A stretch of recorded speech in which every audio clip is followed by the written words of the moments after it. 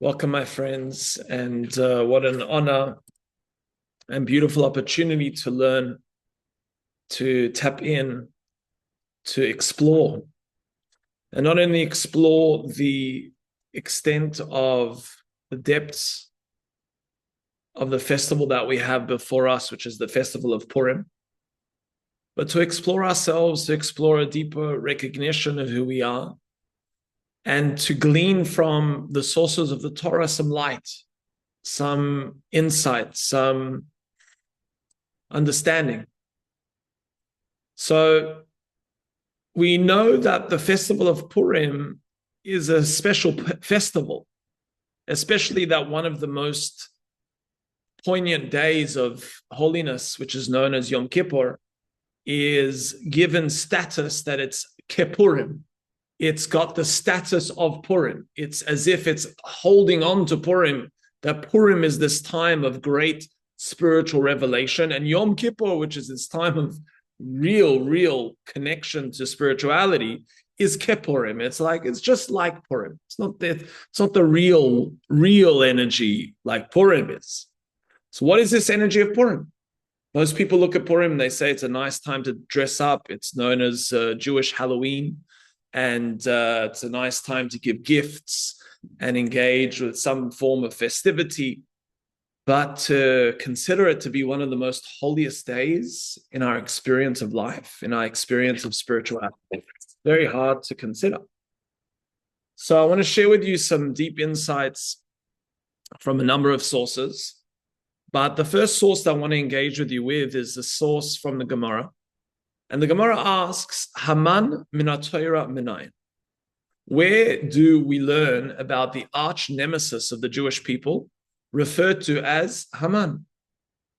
Haman, who we know orchestrated or tried to orchestrate the destruction of the Jewish people, who was an energy force which created so much strife. Where is he found? Where is he hinted to in the Torah? What does that mean? Where is he hinted to in the Torah? So what it's saying is that every single entity, every single human being has a relevance and has a source from the blueprint of existence, which is the Torah. So where do we find Haman, this integral figure in existence? Where do we find his reference point in the Torah? And the Gemara tells us, you know where we find him? We find him in the terminology of Hamin ha'etz. From this tree, do not eat. A reference to the tree, knowledge of good and evil. We are told that the ultimate reference to Haman, the source of where Haman's energy emanates from, is something referred to as the tree of knowledge of good and evil. Hamin ha'etz, from the tree, is the same terminology of Haman. If you read Hamin, it also spells Haman. So what does this mean? What does it mean that Haman's energy came from the tree of knowledge of good and evil? So we're told another crazy concept. In the second source, it tells us that Haman made a gallows. And does anyone know what was the height of this gallows? 50 cubits or 50 amos. Thank you, Richard. And the question is why? Why make such a high gallows? So most answer that question by saying, well, it'll be visible for everyone. But it's not such an easy thing. I mean, how are you going to get someone up onto the gallows? You have to make the stairs. Like, what is this whole contraption of making a gallows to hang the Jewish people in such a high way? It just doesn't make sense. So the Yalkut Shimoni, which is a midrash, tells us something unbelievably fascinating. And we can start to consider, what is this number of 50 in Judaism?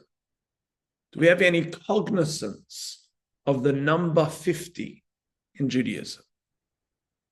So listen to what the Yalkut Shimoni tells us. The Yalkut Shimoni says, "Aso eitz gavoya chamishim." They made, or he made, a tree. Interesting that it refers to the gallows as a tree. He made a tree.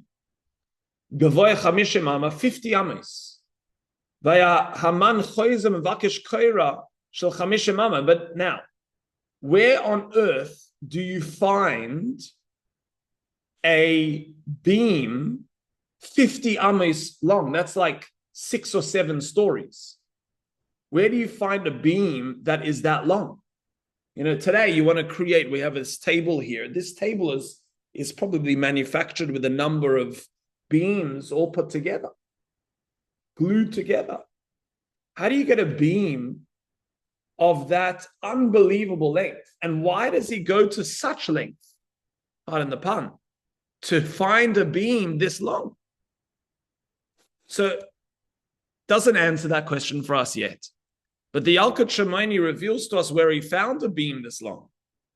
And it tells us, he couldn't find it.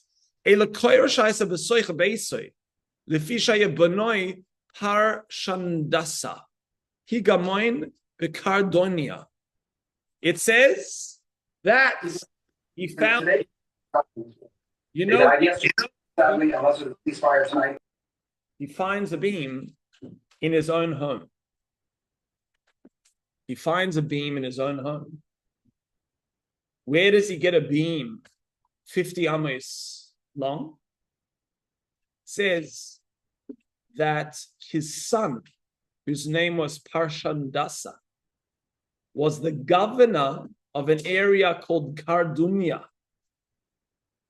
And what was in Kardunya?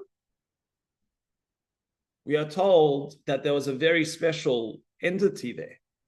That was the Ark of Noah. That is where the Ark of Noah rested.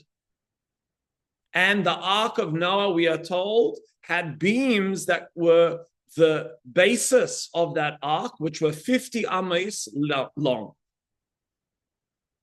Yeah.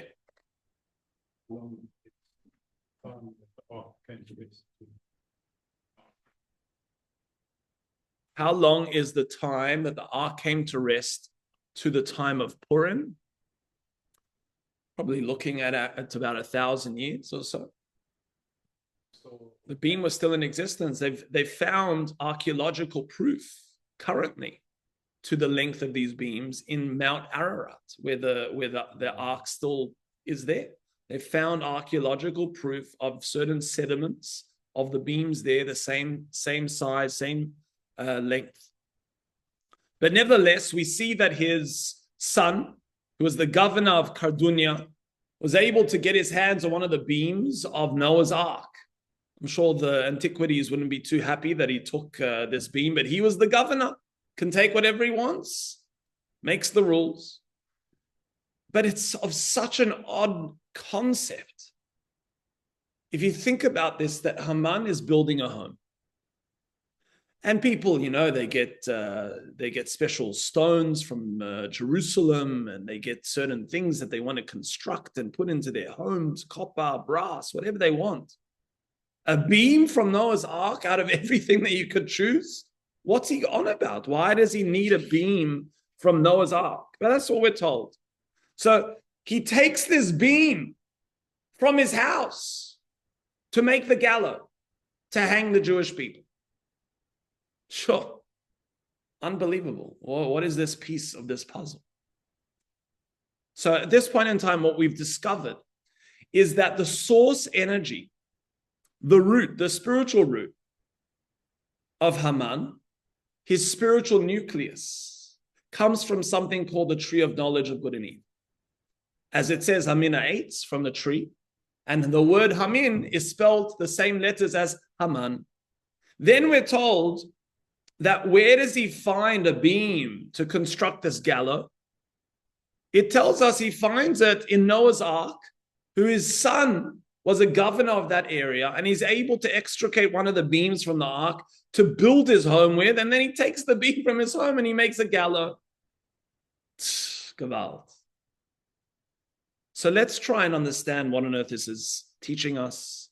Let's try and understand where this experience of Haman is central to our own experience of life. So the Or Chadash, which is an explanation of the Maharal of Prague, explains to us the depth of this midrash. And he says to us like this. He tells us, listen to this. Haman is this unbelievably successful individual. He's a viceroy or second in charge to the empire of Persia, one of the greatest superpowers of that time. He's one of the wealthiest and most powerful men alive. You'd think he's a happy oak, no? Think he's a happy guy. He's got enough, no? He could probably retire happily, let's put it that way. But what happens is because he sees how successful he is, he comes to the deduction that his strength is one of a supernal nature. He comes to the deduction that we know within existence, there are 49 levels. There are 49 levels of holiness, and there are 49 levels of impurity. And the 49 levels, we are told, are constructed by the 7 elements of nature.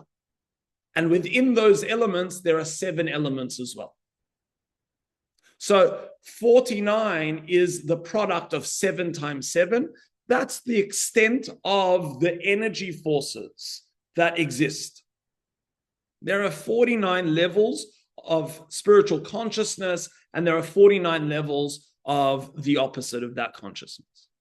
Now, Haman came to the consideration that due to his ultimate success, he had reached the 50th level, which means he felt in himself he had transcended the 49 levels of existence, and he had tapped into a realm that he saw himself as a deity. He saw himself as an energy force which superseded everything in this world.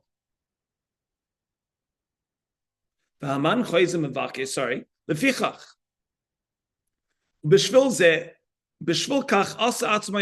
He made himself into an entity that should be worshipped. He separated himself from the infinite.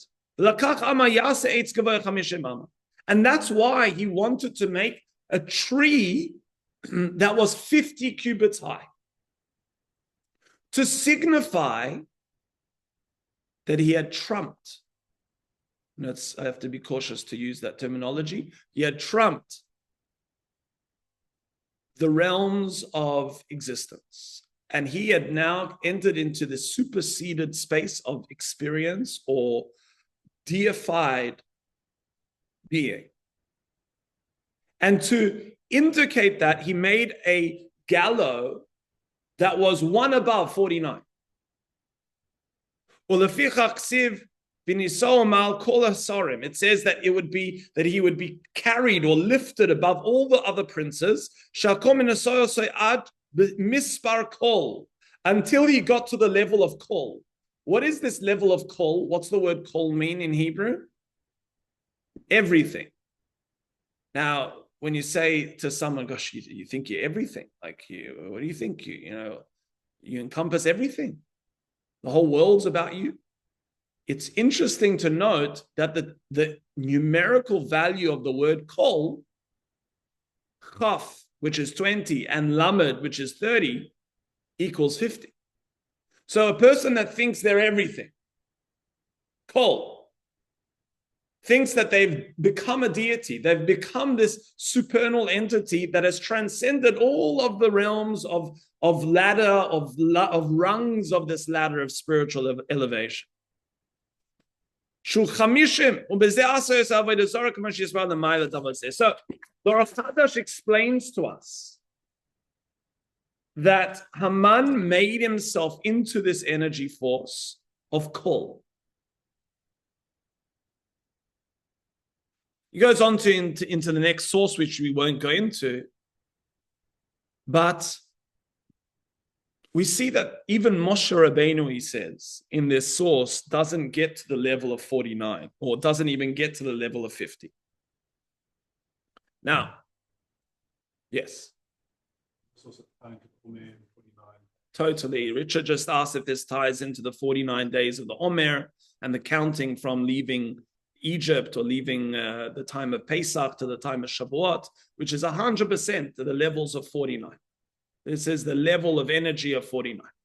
Yeah, any other questions? Yeah, Levi?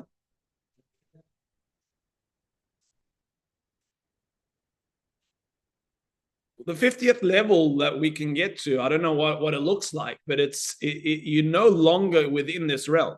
You cross over into another state of being where you tap into the everything. Yeah. So what happened to Eliyahu Navi? Many say this is what actually eventually happened to Moshe Rabbeinu, where you can't even find where he's buried. Yes, Jacqueline? Yes. Yeah, the gallows itself was 50.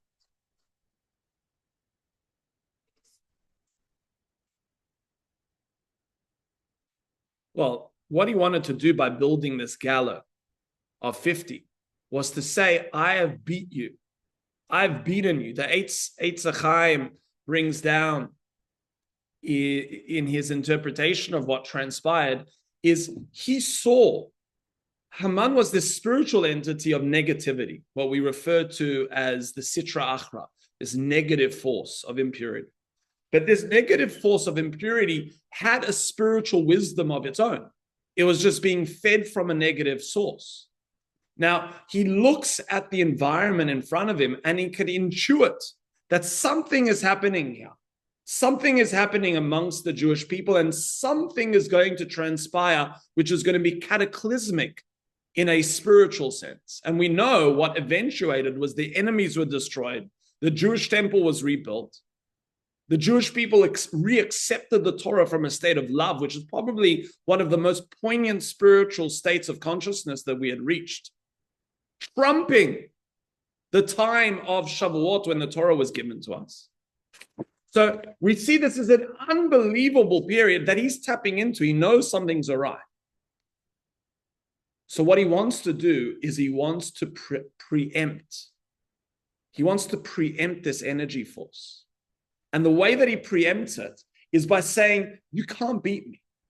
I'm the energy of 50. You the energy of 49. I will trump you. I will destroy you. And you will hang on my gallows. That's why he makes a gallows of 50. Now listen to this. Because this is the danger.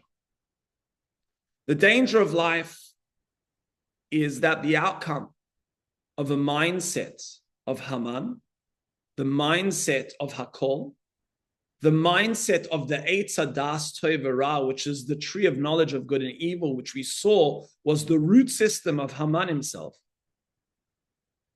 The essence of confusion is found, we'll see in a moment.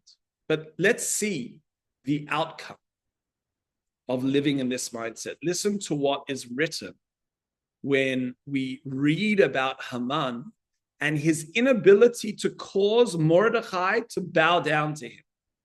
What does it say?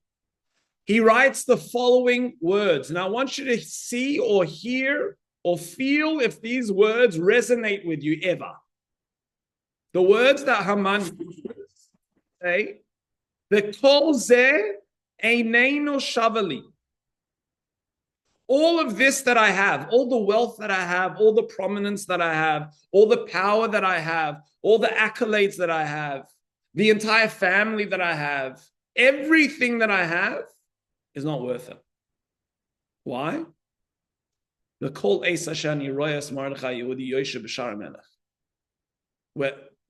While I still see Mordechai sitting at the gate of the king, everything is worthless.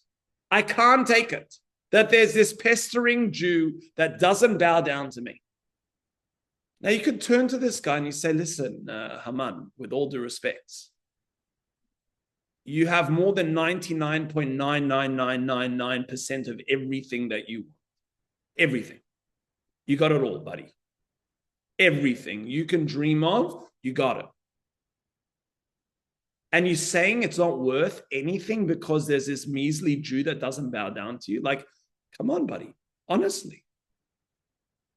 But if you think about it, the reality strikes us so deeply, because how many times in life do we have a circumstance or a scenario and we look at it and we say, Gavalt, this person's upset at me.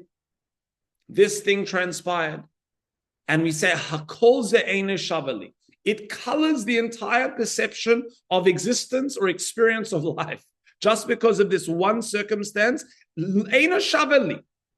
Now everything else has been absorbed into this black hole of what? Well, that particular thing, whatever it is in your life. That particular thing that's irking me is a black hole for the rest of everything that I'm experiencing in life. Where does this come from?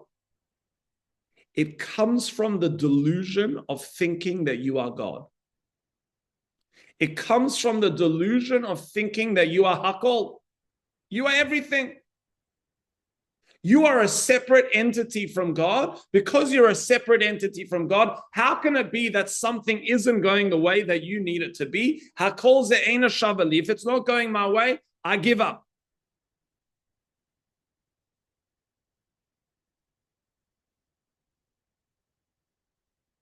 It's a teaching from the Pele-Yoetz. The Pele-Yoetz says it's analogous to an individual who has billions and billions and billions. And a simple cent falls out of their pocket and they say, you know what, I give up. I give everything away. Life and its extent of existence and opportunity of existence in comparison to the circumstance or to the loss of one little cent, and to come along and say, Hakol ze'einu shavali. Now listen to the Sfas Emes, because the Sfas Emes reveals to us one of the most powerful secrets of the day of Purim. Listen to what he says. The Sfas Emes tells us, Ma shekavu ikar yom tov v'yom hamanuach v'oimrim shase nisim izman hazeh. Check this out. It's unbelievable, this teaching. Unbelievable. I nearly fell over when I read it. And I wasn't drunk when I read it. The teaching says that the time frame that Purim was instituted to be celebrated, it says, was on the day that the Jewish people rested after the destruction of all their enemies. So we are told that Haman is then killed, and there's a resurgence of all of his followers, all the anti-Semites of Persia. And it says that the Jewish people wage war against all of them and are victorious. And when is Purim instituted? The day that they cease from fighting and they rest. So the Sfas Emes, the Ger Rebbe says, why on earth would you say that this is the day that all the miracles happen to us? Would you say that's the miraculous time when you've now ceased from fighting your enemy? Or would you say when there's the minute amount of Jews fighting against the majority, fighting against the masses, and still being victorious? When would you say is the time that there is a miraculous occurrence? When you can sit down and have your rooibos tea, or when you are fighting against the enemies that are overwhelming you? When is the miracle? So the Sfas Emes says clearly the miracle is when they were fighting. So why is the day of Purim established when they stopped fighting, when they rested? And this is the brilliance. Listen to what he says. Listen to this. Tachlis milchemes Amalek yimach shamam hu levatel hamanucha. You know what the main war against Amalek is all about? Do you know what Amalek is coming to do? This nation that is trying to destroy, this nation that is trying to come along and kill. Do you know what they're trying to do? It says that they are trying to destroy one thing in our lives. And that is something called menucha. That's something called tranquility. That's something called rest. That's something called serenity. That's what Amalek wants to destroy. As it says, the nation of Amalek encountered you on your way. Encountering you on your way means they created this mindset that you're always traveling. Even when you get home and you're ready to relax and you need to relax and you need to be in a state of serenity, you're continuing to travel. And not only that, they encounter you in your traveling where you're able to be tranquil while traveling. You're able to be tranquil while doing. Comes along Amalek to create dissonance in your life, to create disruption, to prevent you from experiencing any state of relaxation, any state of tranquility and serenity. And that's what he says here. The main chase of Amalek is to prevent you from accessing tranquility. And this is why when they were able to discover the state of menucha, was it an indication that they had destroyed Amalek? Only when they found a state of tranquility in their space, where they could suddenly now experience a state of rest, did they realize, wow, we have beaten Amalek.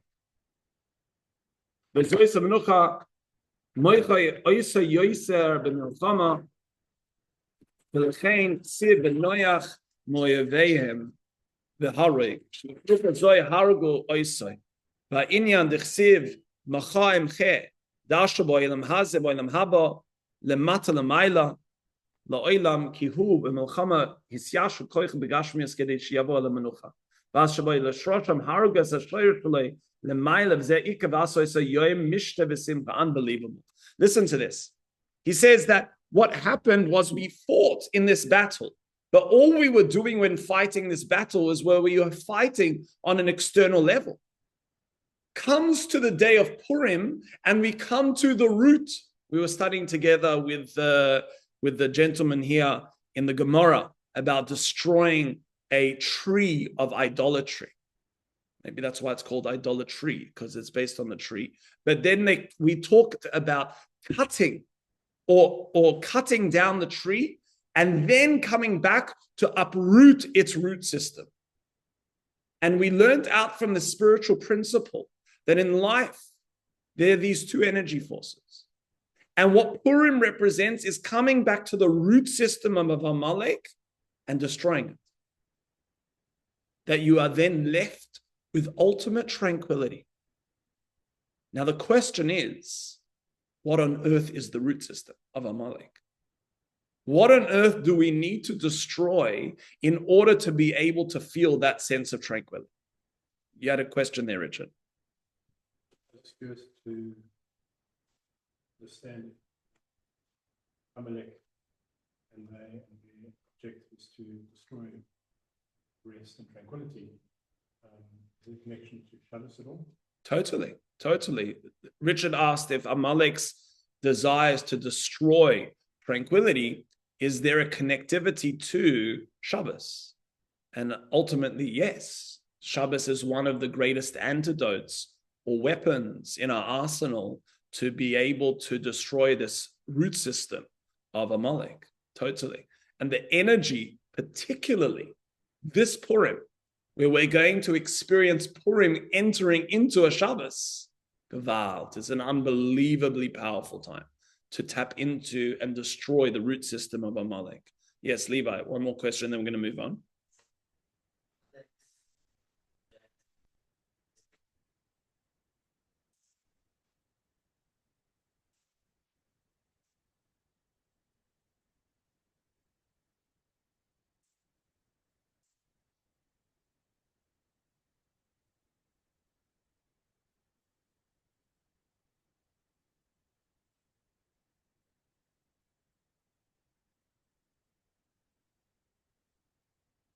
Well, let's see. There was a definitely, we know, Levi's question, is this a passive experience? Do we passively relinquish the energy of Amalek to be able to destroy them? So I'm going to give you 4 steps shortly that one can take in order to reach the space of Menucha and destroy the root system of Amalek. Do we need to open a door? Is everyone okay? Okay. So now listen to this. I'm going to give you one final step before we come to understand the 4 steps of destroying Amalek. So the Sfas Emes asks another question. And the question that he asks is, why is Purim called Purim? Anyone know why Purim is called Purim? Anyone at home have an idea or a suggestion why Purim is called Purim? Pur. Okay, very good. So Jesse suggested to us, yes, a lot of connections here tonight. Jesse suggested that Purim is based on the terminology of Pur. What's Pur mean? Pur is a lottery. But listen to the depth of the Sfas Emes. He says, if that's the case, why is it not called Pur? Pur is a lottery that Haman cast to define or decide on the spiritual day that he was going to hang all the Jewish people. And on that day is when he was hung. So why doesn't it call it Pur? Why is it called Purim? Does it have a better twang to it? What's the meaning of Purim? Yeah, what do you say?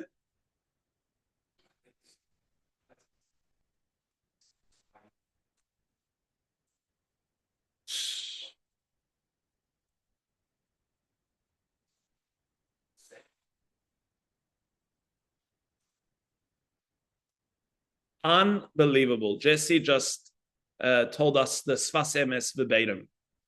The question again is, why is Purim referred to as in a double way? And it should be called Pur in reference to the lottery. And what Jesse revealed to us is the Sfas Emes. The Sfas Emes explains that there were 2 lots actually cast. The first lot was the lot of Haman, where he looked at this environment and he said, I want to destroy this energy. I want to become God. I want to become this deity. I want to become everything. I want to be in control. I want to enter in this supernal realm and I want to be the master of all. But within that decision, within that capability, is a hidden root system, is a hidden energy, where the Jewish people were able to garner that energy force and transform it back into their essence, which we're going to see in a moment what that is. And that's why it was called Purim, because the capability of Haman was he took it into the wrong energy. He took it into the 49th lowest level, where Purim came along and lifted it back into the other direction, into the highest level. And we see this duality of life, that we are all striving. We're all striving. And you know what we're striving to do and to be? We are all striving to be God. That's what we all want. We want to be God. That's what we want. But there's a question of how you can become God, because if I can tell you, Judaism actually wants you to become God. Judaism wants you to tap into your essence, which is God. Judaism wants you to dissolve into the space of God. And the more you dissolve into that space, the more you become God. But the energy forces of the Sitra Achra, the energy forces of negativity in this world, come along and usurp that energy. And they say, we want you to become God. But how do you become God? You become super separate. You become super amped up that you can control and manipulate and adjust and protect and do whatever you want. And now you're God.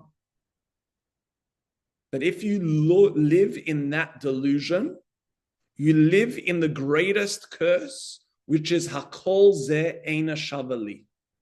Everything that I have is never good enough because I never actually get to full control. I never actually get to full expansivity within my inner godly state because I never actually access my inner godly state because I'm constantly separating myself. I'm constantly running away from myself. So the secret to accessing this is found in one of the verses in Esther, in Megillas Esther. And we say this verse, Richard, you'll appreciate this in your reference to Shabbos. We say this verse as soon as Shabbos finishes, and we say Havdalah, and enter into the weekday where we start to delude ourselves into our own godly externality and separateness. What verse do we say? This is a verse from Megillah. We say, La Yehudim haisa oira v'simcha v'sasoin vikar. This is the verse that we say. Where does this verse come from? It comes from Megillas Esther. Why on earth do we say this verse as we come out of Shabbos and into the weekday? Unbelievable.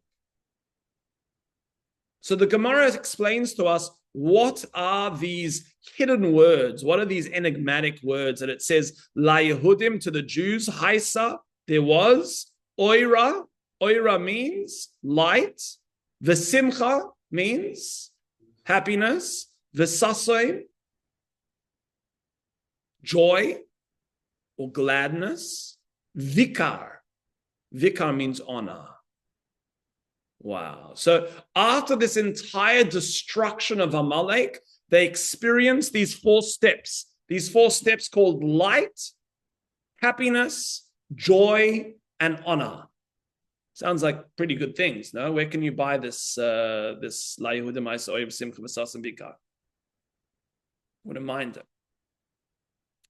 So, to enter into our final space here, which are the 4 steps. The Gemara tells us what are these 4 steps and what do they represent. So the Gemara says, La Yehudim haisa oira v'simcha v'sasoin vikar. Amar Rav Yehuda. Rav Yehuda explains what is oira, what is light. Light is a reference to Torah. What is simcha? Simcha, now understand, these are all codes. We're going to uncode or decode this in a moment. Okay, just hold cop. I have it actually spelt out for you right at the end here. You'll see I've spelt it out for you. It says Oira, V'simcha, V'sasoin Vikar right at the end. So we have light, happiness, joy, and honor. So we'll just go straight to that. So light is Torah. Torah. We know the word Torah itself comes from the word Oira. The Aramaic terminology for Torah is Oiraisa, which means light. Happiness, simcha, the Gemara tells us, is a reference to Yom Tov, to the celebration of Shabbos and Yom Tov. As it says, simcha, how do we know that simcha is associated with Yom Tov? Because it says, V'samachta b'chagecha, you should be happy with your festival. Then sasoin, joy. What is joy? Joy, zoy milah. That is circumcision. Sasa, as it says, Sasa noichi ala imroisecha, I am joyful. And this is a reference to King David, who made this statement in Tehillim, where he was rejoicing over the mitzvah of milah, of circumcision. So he says, Sasa noichi, I'm so filled with joy. I mean, I don't know why, but we'll see. And then finally, Vikar Elu Tfilin. That's a reference to Tfilin. Honor is a reference to Tfilin. As it says in the verse, V'ru kol ha'amei ha'aretz, ki shem Hashem nikra alecha v'yiru mimecha.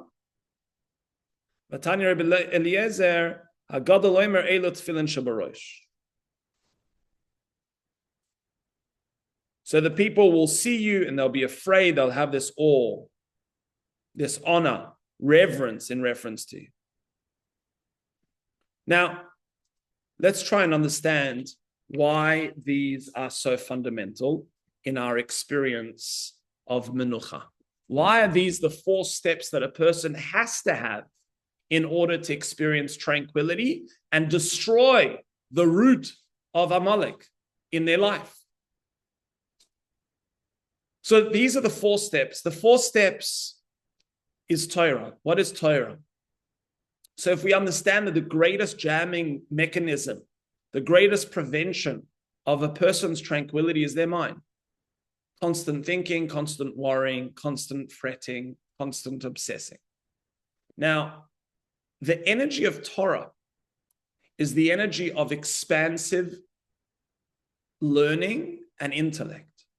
When you feed your mind healthy expansivity, when you feed your mind the calculations and the deductions and the engagements and the information that is associated with the purest substance, that is unobtrused by the egoic self, that is one of the most cathartic processes for the mind to heal its overthinking.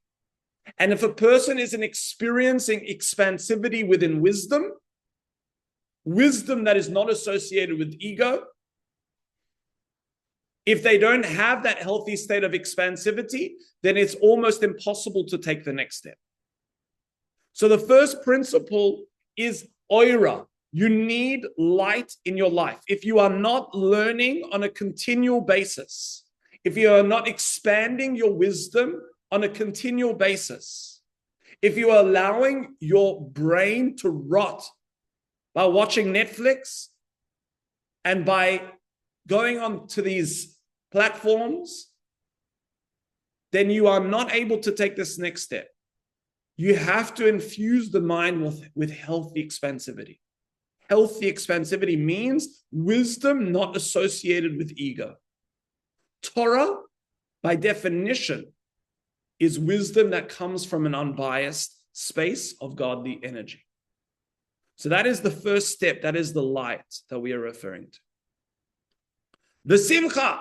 How do you feel a state of simcha? How do you feel joy? Sorry, not joy, happiness. So what did we say was happiness? Chagim, festivals. Besamachta bechagecha. Besamachta bechagecha. So, if you think about what is a chag, what happens on a chag? Are you allowed to work on a chag?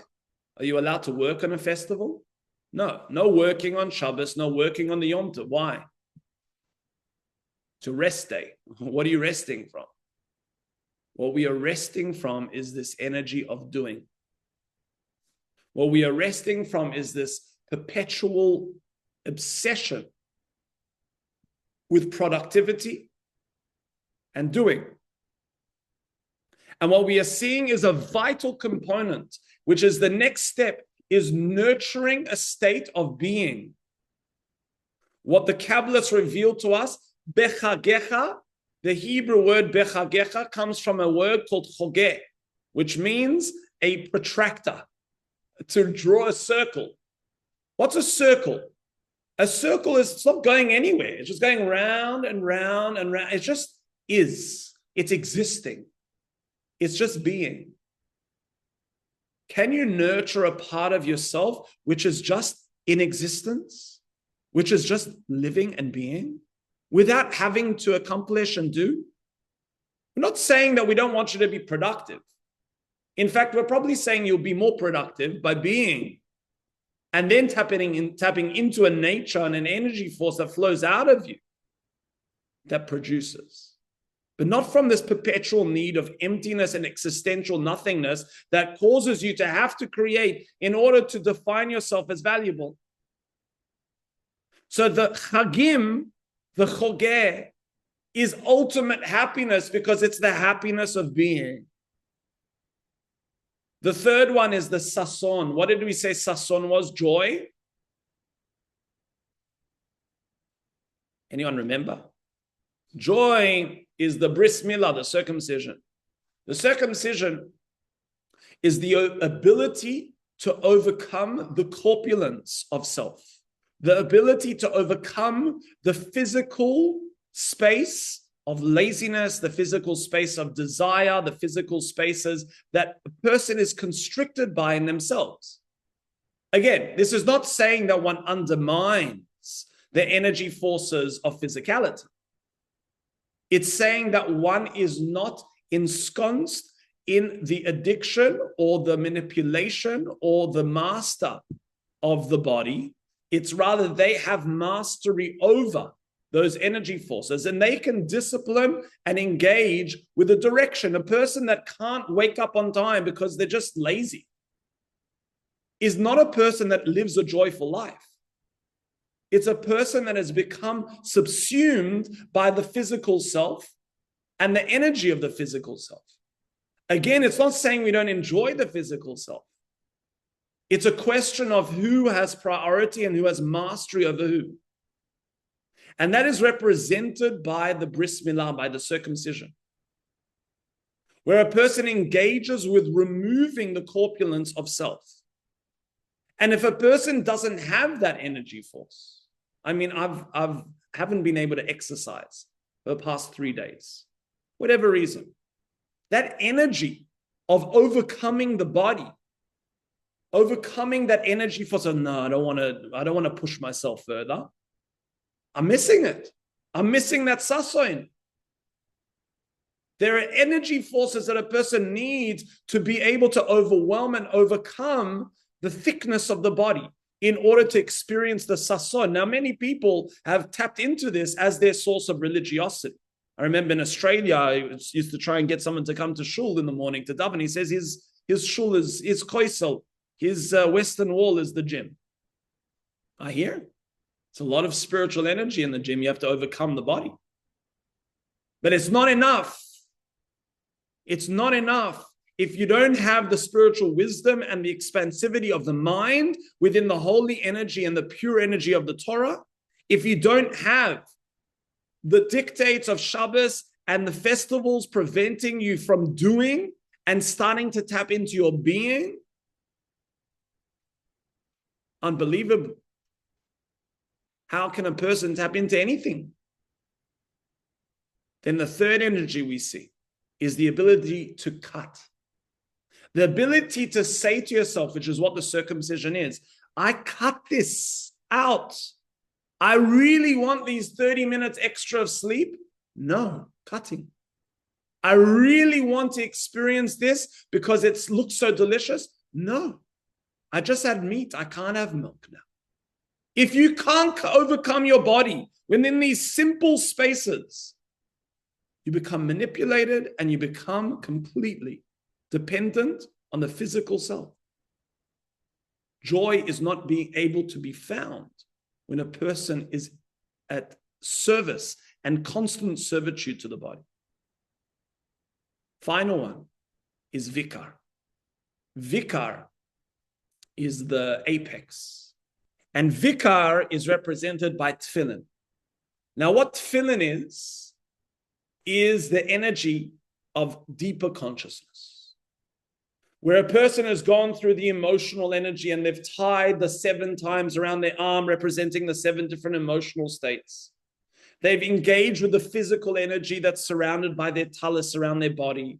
Now, we'll speak about women in a moment who don't engage with these energies. And then they are able to put the tefillin on their head, which represents the intellectual spaces of engaging with the study of Torah. But then there's a light that's gleaned into that tefillin, which represents a spiritual consciousness. Now that's the space of consciousness which we refer to as one of the highest spaces, as we've spoken about many times, called a person's wisdom, called a person's chokhmah, the koyachma, the strength of what? And this is the energy of Purim. This is where we completely flip the energy of Haman. And if you recall, what is the energy of Haman? The energy of Haman is the Eitz Hadas Toivara. The need to know good and evil. I need to know everything. I need to know. And I need to constantly be in this semi-state of wrong, right, wrong, right, wrong, right. Constant need to know, constant need to choose. What is the mitzvah of Purim? What is the state of tefillin? What is the deeper consciousness? The secret is found in one of the most popular, slightly controversial mitzvahs associated with Purim. And that's what the Shulchan Aruch tells us. Listen to the words of the Shulchan Aruch. This is the final source. Chayiv inish lebesume bepuria. A person is obligated to get to a level of being elevated. Lebesume is defined here as intoxicated. But libesume comes from the word besomim. You asked me what blessing should I recite on this? It means spiced up. You should get spiced up. Bepuria. In Purim. On Purim. What does it mean on Purim? It just says, you could just say, we're in the context and the laws defining Purim and what you should do on Purim. Should I say, Chayiv inish lebesume ad lo yada. It says, Chayiv inish, a person is obligated to become intoxicated with the energy of Purim. What is the energy of Purim? Ad lo yada. To get to a state where they don't know anymore. That state, ad lo yada, is a state called ad lo yada ben Aror Haman leBaruch Mordechai. I don't know the difference between blessed Mordechai and cursed Haman. I don't know anymore. You know why I don't know anymore? Not because I've knocked my brain out, because I've been drinking and I've entered into an unconscious state, but because I've entered into a super meta-conscious state, where in that state, I haven't even eaten from the tree of knowledge of good and evil, where I don't exist in a place of yes or no, black or white, right or wrong. I exist in a space called Ad lo yada. As the teachings of Rabbi Nachman says, Tachlis hayediah shelo yeda. The highest space of knowing is getting to a space of not knowing. That's the highest space. And if you think about what it means to get to a space of not knowing, it means you've turned into God. Because the space of turning into God is you've merged together so intimately and so one with all of existence that there's nothing else to know because you're part of it all. If you're part of it all, there's no separateness. I don't have to engage with knowing. I'm already in the state and the deepest state of knowing. This, my friends, is the connection between the tree of knowledge of good and evil and the secret of Purim. The secret of Purim and all of the mitzvahs associated with the day of Purim is a time to burn and destroy the root of Amalek. The root of Amalek is this energy that is destroying our state of serenity and our state of tranquility.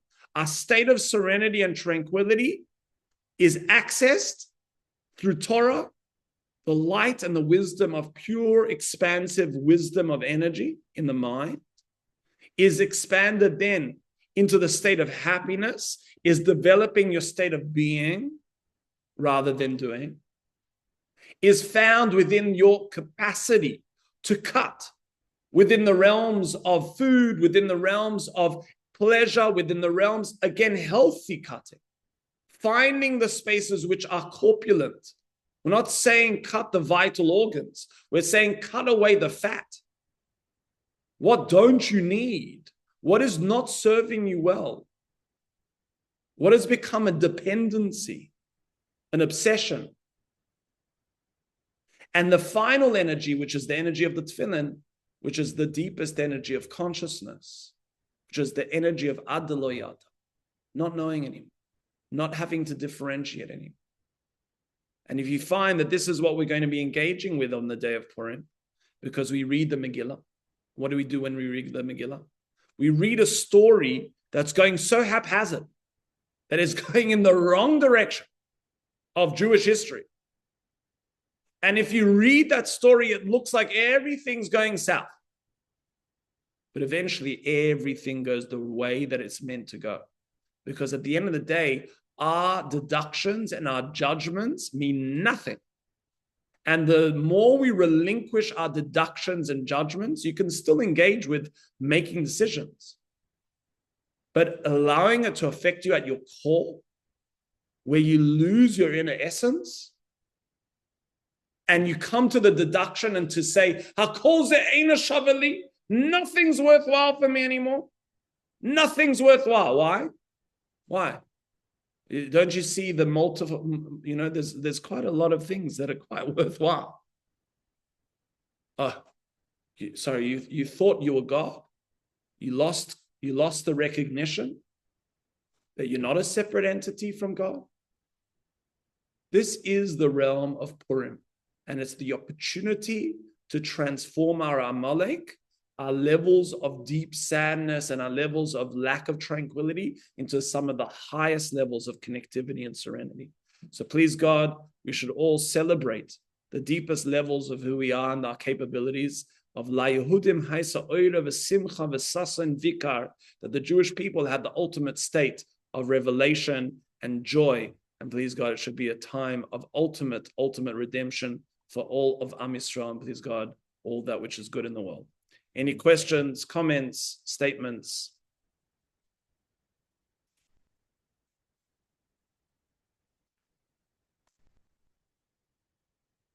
Okay, thank you, my dear friends.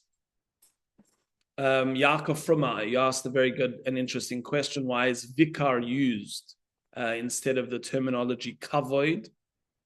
Very good question. I'm not sure. Not sure why that is the terminology that's particularly used, but I'll look it up and investigate for you. But thank you for that. All right, Chevra, should be with Brocha, Freilich, and Purim, and just sending the warmest blessings to everyone. Thank you.